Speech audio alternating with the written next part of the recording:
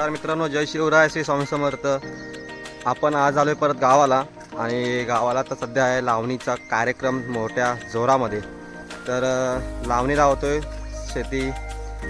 तर सगळे जेवढे मुंबईला जे राहतात ना, तर काही लोक येतात मदतीला गावी, कारण की ज्या आपल्या शेतामध्ये जो भात पिकतो तोच तर आपण वर्षभर खातो आणि त्यासाठी तर यायला पाहिजे. शेती ही जपली पाहिजे. शेती विकू नका, कारण की पुढील काल हा खूप घातक आहे आणि जे पण शेती सोडून मुंबईला गेलेत ते परत रिटर्न आपल्या शेतीवरती नक्कीच येणार. तर चला, आज आपण जातो शेतावरती लावणी लावायला. असा जमाना बदलतो तशा आपल्या परंपरा नाही, रीती थोड्याफार बदलतात. जास्त इफेक्ट जर पडत नाही. तर आता गावी जेव्हा आपण लावणीला येतो तेव्हा आपल्या अंगावरती कापड, जो मेन कापड असतो तो असतो, पण आता आम्ही घातलेला आहे रेनकोट. कापड कमी पडलेला आहे.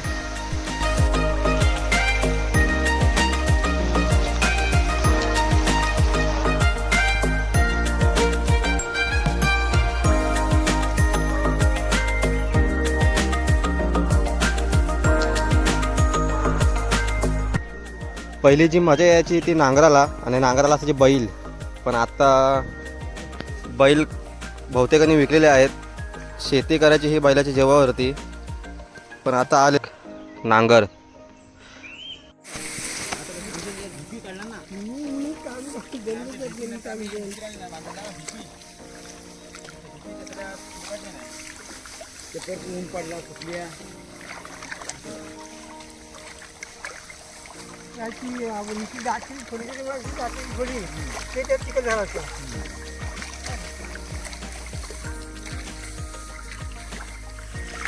अशा प्रकारे आपण मूठ बांधतो आणि याला मोठे बोलतात.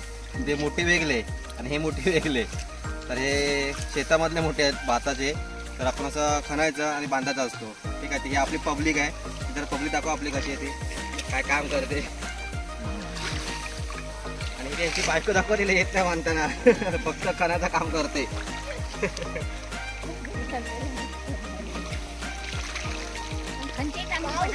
आहे ना. काय बोलते बाबा तुम्हाला आता? कोणती चांगली? हां, पण बांधता येत नाही ना. आता शिकावायची ट्रेनिंग आता आपल्याकडे सध्या, की ट्रेनिंगला आले. पुढच्या वर्षीपर्यंत शिकल ती. आता पावसाने सुरुवात केली.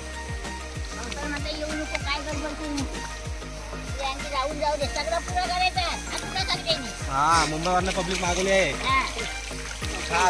काल फोन केलेला आम्हाला, लगेच आम्ही आलोय रात्री लगेच.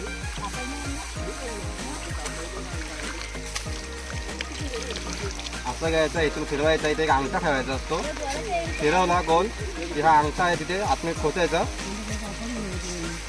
झालं तयार. पाऊस आला. या ट्रॅक्टरच्या ऐवजी जर इथे बैलजोडी असती तर काही मजा वेगळीच असते, कारण की बैला जोडीने नांगरल्याच्या नंतर आपल्याला फळी फिरवायची असते, ढेपी फोडायला. त्याच्यावरती बसायची ना, मजाच वेगळी असते. तुम्ही कधी बसलेत का असे? सिद्धू बिदू कुठे गेला रे? लावता येत नाही. सिद्धूला लावता येत नाही.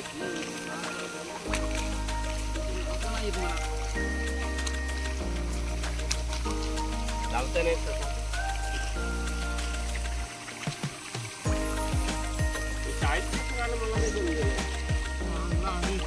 लावून आणलं काय पार्टी दिली. घरी भाकरी खाणे आणि शेतावरती काम करताना शेतावरती ही भाकरी खाणे, त्या चवीमध्ये जमीन आसमानाचा फरक आहे. ही मजा फक्त शेतावरती काम करतानाच येते.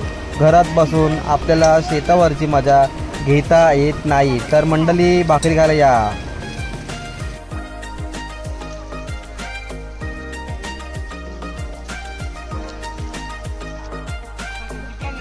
माणसं आपले वाढलेले आहेत ना आता करायला काम. तर खाण्याचं काम माणसं हे करतात बाकीची. आता आमच्यावरती जबाबदारी आली, मोठी जबाबदारी, ती मूठ उभे करायची. हे साडू आहेत. ते साडू मूठ गोळा जमा करतात. उभे करतात, झोपलेत ते, त्यांना उभा करायचं आहे. आडवे पडलेत, बघू त्यांच्याकडनं उभे होतात काय. वायर हाय. ही एक मोठी जबाबदारी असते. पडलेले झोपलेले मूठ उभे करायचे. अजून हे बाकी आहेत, ये इलाका हमारा आहे, हे आता मी करणार आहे.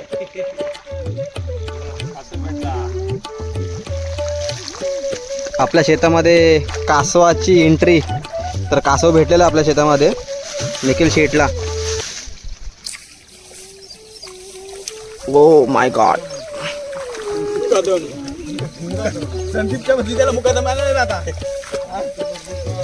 बोल आणते तुझं रेकॉर्ड होईल.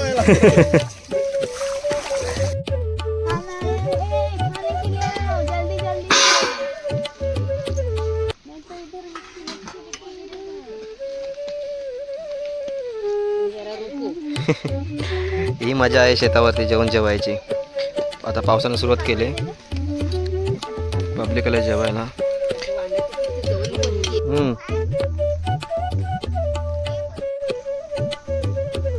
महाराष्ट्राची शान, आदिवासींचं जंगल, शेतकऱ्याची शेती आणि मातीतलं अटूट नातं, अशी ही आपली परंपरा जपत असतात हे आपले आदिवासी लोक.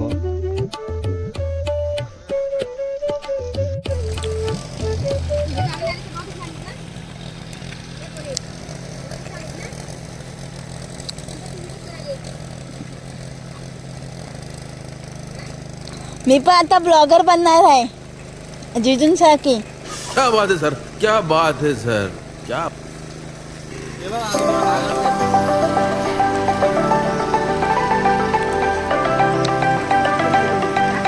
ये देखो क्या कर रही है.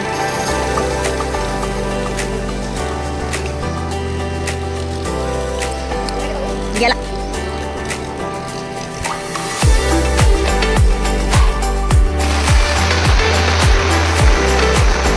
पावसाने परत अशी जोरदार अशी सुरुवात केलेली आहे की अंधेरा कायम रहेगा.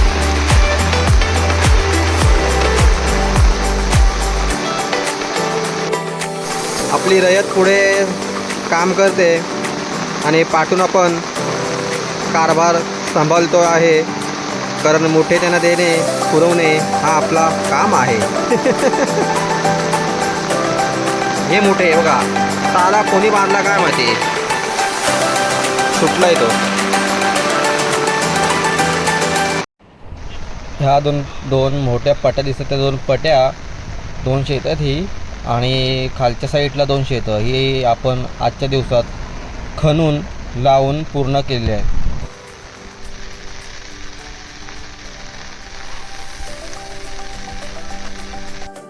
ही जी आपली शेती आहे ना, ती जंगलामध्ये आहे, आणि जंगलात शेती असल्यामुळे जंगलातील प्राणी आहेत ना, ते मग त्रास देतात नंतर, ठीक आहे, कारण की जंगल जवळ आहे. तर हे जे खोपटं आहे ना, ठीक आहे, हा छोटंसं घर, तर ह्याच्यामध्ये राखणदार बसतो, म्हणजे रात्रीचे येतात इथे बसायला आणि आपल्या शेतीची राखण करतात.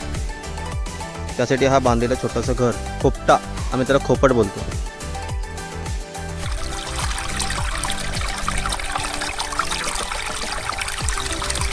गावची विहीर बघितली की येते ती जुनी आठवण, कारण ह्याच विहिरीवरून आम्ही डोक्यावर हंडा घेऊन पाणी भरायचो. ती मजा काही वेगळीच होती.